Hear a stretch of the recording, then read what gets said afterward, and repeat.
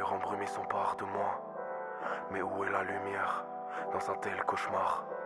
Les humains font paraître beaucoup de choses qui s'effacent le soir. Les humains font paraître beaucoup de choses qui s'effacent le soir. Je pourrais en écrire des livres, une seule promesse pourrait me délivrer. Mais pourtant je suis bon qu'à insulter mes lignes. Pas besoin de tendresse, je me fais assez pitié.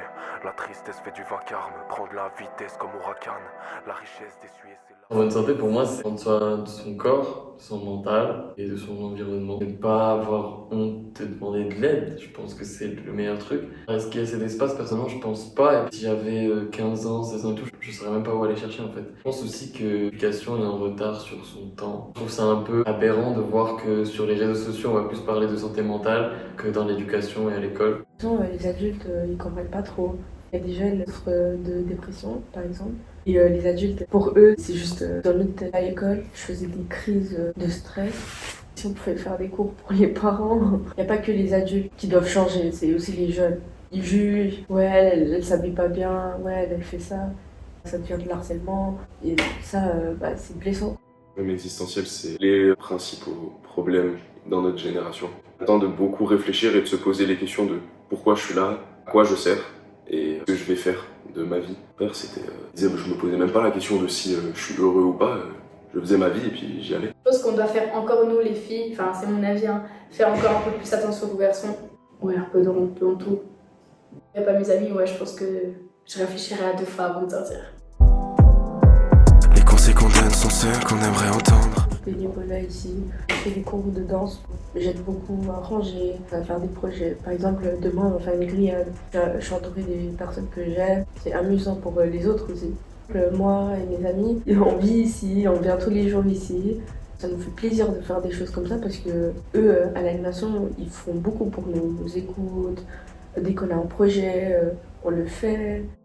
Si je mets carte du cercle de la région et je viens ici à Fribourg, on va dire qu'on a un peu des exceptions parce qu'il n'y en a vraiment pas beaucoup, en tout cas dans ma classe, qui font des choses bénévolement. Peut-être au début, avant qu'ils s'engagent, de présenter, de montrer ce qu'ils savent faire, mais aussi que c'est un truc cool, que tu rencontres plein de gens de ton âge, t'es avec les plus jeunes, donc avec les personnes qui vont te suivre après. Et ouais, ça t'apprend plein de trucs sur la vie et de juste leur faire découvrir ça, quoi.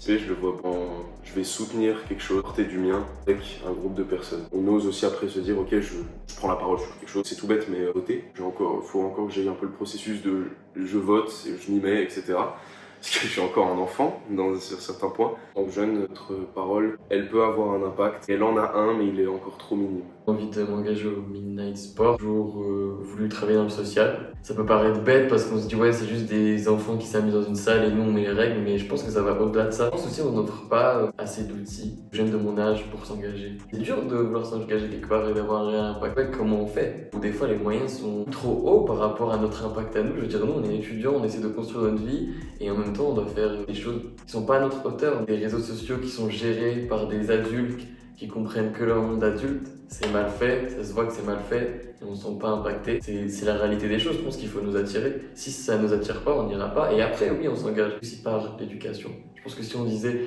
dès le début aux plus jeunes, t'as 17 ans, tu t'es engagé dans ça, mais à 20 ans, tu peux faire mieux si jamais. Les gens de l'uni, du collège, eux, je pense, sont plus sensibilisés. Je vois trop peu de gens en apprentissage.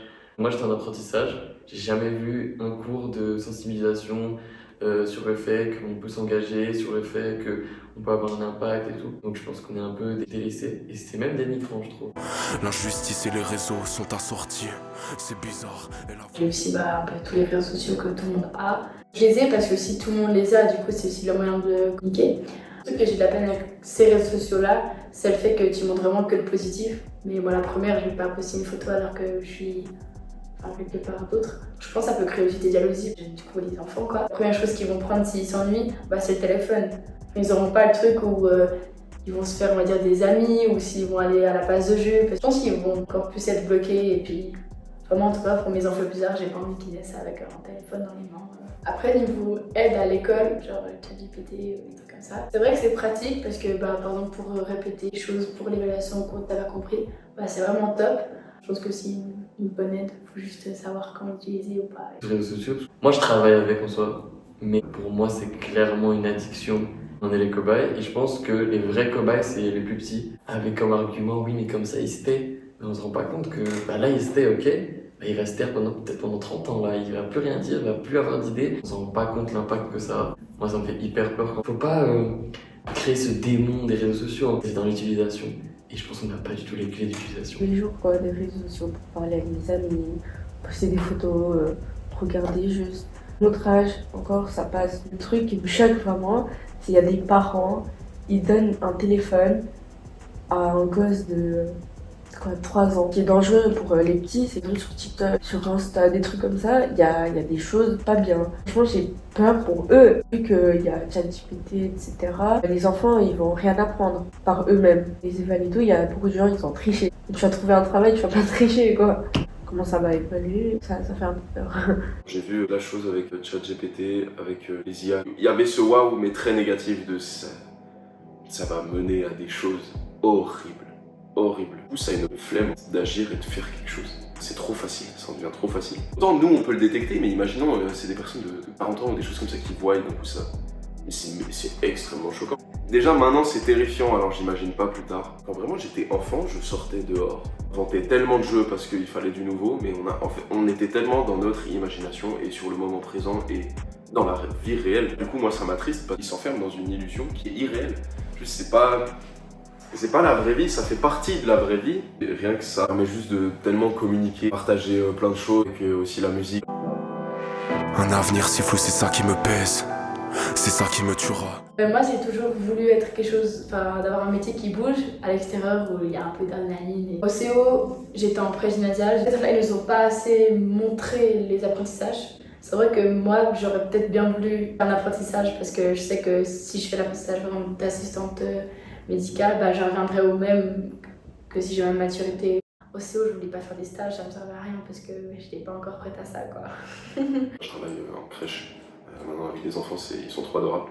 Ça fait 4 ans que je fais du rap. J'ai décidé de vouloir en vivre et de suivre cette passion. Ce qui me motive, c'est aussi ma mission d'aider un maximum de personnes. Être dentiste, mais faut bosser, quoi. Moi, je dois trouver un apprentissage assez dentaire. Ici, dans le canton, il n'y a pas d'école. Je trouve pas juste qu'à Fribourg, il n'y a pas ça. 15 ans, on finit le CO, ils nous jettent comme ça dans le monde. Ouais, va trouver un travail ou va au collège, fais ce que tu veux. Moi, je trouve au moins le CO, il doit durer jusqu'à nos 18 ans. Au moins, après, on est des adultes.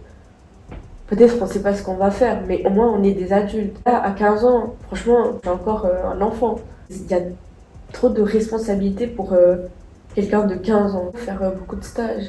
Mais par exemple, il y a des entreprises qui répondent pas. Il y a des entreprises, pas des apprentis à cause de la couleur. La couleur de peau, ça change rien, quoi.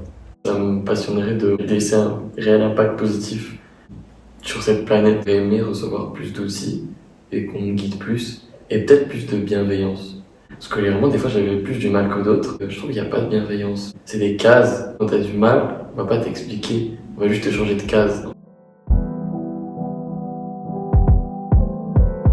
Accro au téléphone, méchant, ça me bien s'habiller. Empathique, révolutionnaire, drôle. Je dirais isolé, intéressé, performance technologie. Entreprenant, et hypocrite, sur trop de points. Et je dirais pensif. On est très expressif. La chance qu'on a, c'est que du coup, on a un peu tous les outils entre nos mains, tout ce qui est aussi technologie.